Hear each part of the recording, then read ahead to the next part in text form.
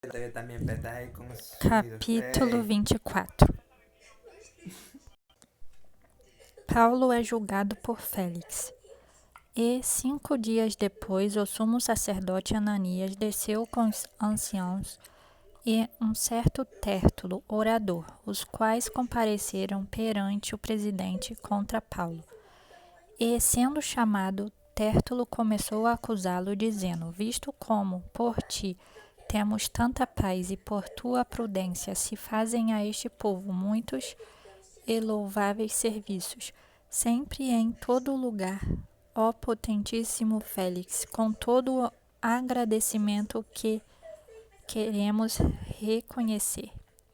Mas para que não te detenha muito, rogo-te que, conforme a tua equidade, nos ouças por pouco tempo.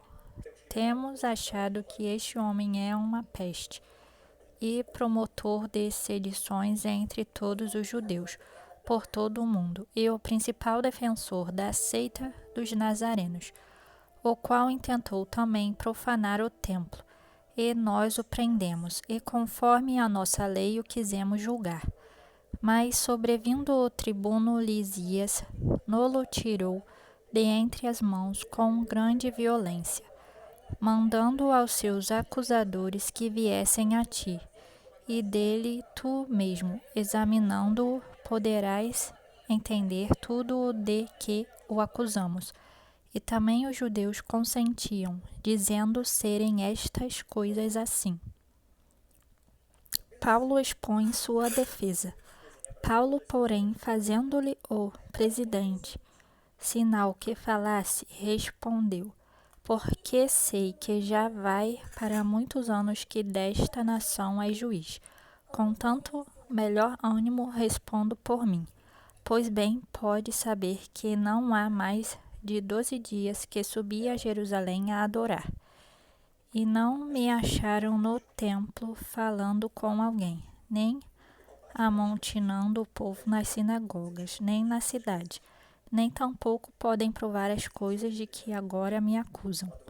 Mas confesso-te isto que, conforme aquele caminho que chamam seita, assim sirvo ao Deus de nossos pais, crendo tudo quanto está escrito na lei e nos profetas, tendo esperança em Deus, como estes mesmos também esperam, de que há de haver ressurreição de mortos, assim dos justos como os dos injustos. E por isso procuro sempre ter uma consciência sem ofensa, tanto para com Deus como para com os homens. Ora, muitos anos depois vim trazer à minha nação esmolas e ofertas. Nisto me acharam já santificado no templo, não em ajuntamentos, nem com alvoroços, uns certos judeus da Ásia, os quais convinha que estivessem presentes perante ti, e me acusassem, se alguma coisa contra mim tivessem, ou digam esses mesmos se acharam em mim alguma iniquidade quando compareci perante o conselho, a não ser estas palavras que, estando entre eles, clamei: hoje sou julgado por vós acerca da ressurreição dos mortos. Félix e sua esposa ouvem Paulo. Então, havendo ouvido estas coisas, lhes pôs dilação, dizendo: havendo-me informado melhor deste caminho, quando o tribuno Lisias tiver descido, então tomarei inteiro conhecimento dos vossos negócios. E mandou ao centurião que o guardasse em prisão, tratando-o com brandura, e que a ninguém dos seus proibisse servi-lo ou vir ter com ele.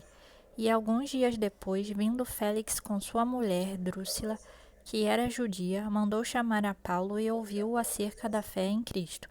E tratando ele da justiça e da temperança e do juízo vindouro, Félix, amedrontado, respondeu: por agora vai-te, e em tendo oportunidade te chamarei, esperando ao mesmo tempo que Paulo lhe desse dinheiro, para que o soltasse, pelo que também muitas vezes o mandava chamar, e falava com ele.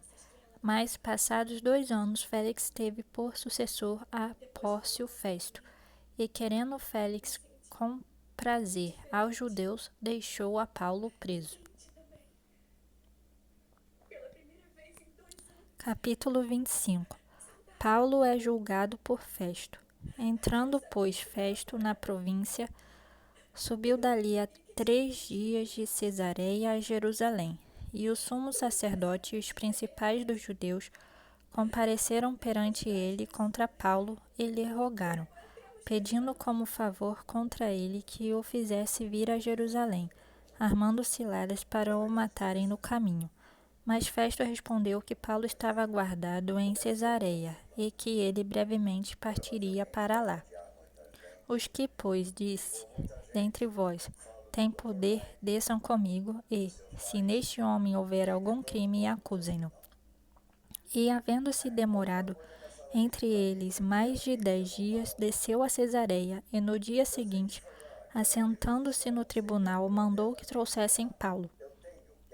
E, chegando ele, rodearam-no os judeus que haviam descido de Jerusalém, trazendo contra Paulo muitas e graves acusações que não provar.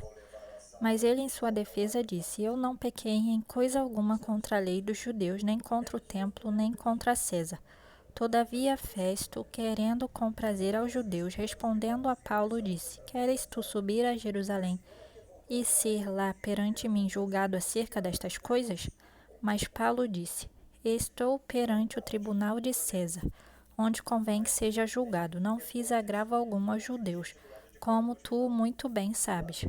Se fiz algum agravo ou cometi alguma coisa digna de morte, não recuso morrer. Mas se nada há das coisas de que estes me acusam, ninguém me pode entregar a eles. Apelo para César. Então Festo, tendo falado com o conselho, respondeu: Apelaste para César? Para César irás. Festo aconselha-se com Agripa. E passados alguns dias, o rei Agripa e Berenice vieram a Cesareia a saudar Festo. E, como ali ficassem muitos dias, Festo contou ao rei os negócios de Paulo, dizendo: Um certo homem foi deixado por Félix aqui preso, por cujo respeito os principais sacerdotes e os anciãos dos judeus, estando eu em Jerusalém, compareceram perante mim, pedindo sentença contra ele, aos quais respondia não ser costume dos romanos entregar algum homem à morte, sem que o acusado tenha presentes os seus acusadores e possa defender-se da acusação. De sorte que, chegando eles aqui juntos, no dia seguinte, sem demora alguma, assentado no tribunal, mandei que trouxessem o homem, acerca do qual, estando presentes os acusadores, nenhuma coisa apontaram daquelas que eu suspeitava. Tinham, porém, contra ele algumas questões acerca da sua própria superstição e de um tal Jesus morto que Paulo afirmava viver. E, estando eu perplexo acerca da inquirição desta causa, disse se queria ir a Jerusalém e lá ser julgado acerca destas coisas. E, apelando Paulo para que fosse reservado ao conhecimento de Augusto, mandei que o guardassem até que o envie a César. Então Agripa disse a Festo: Bem quisera eu também ouvir esse homem. E ele disse: Amanhã o ouvirás. Paulo diante de Agripa e sua corte. E, no dia seguinte, vindo Agripa e Berenice com muito aparato, entraram no auditório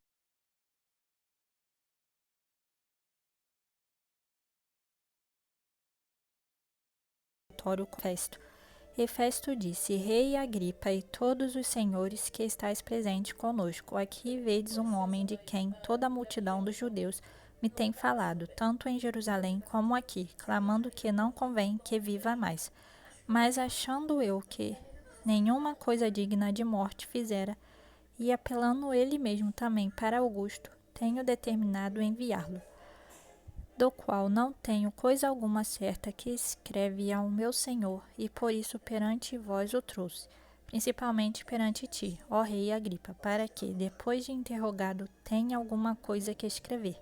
porque me parece contra a razão enviar um preso, e não notificar contra ele as acusações.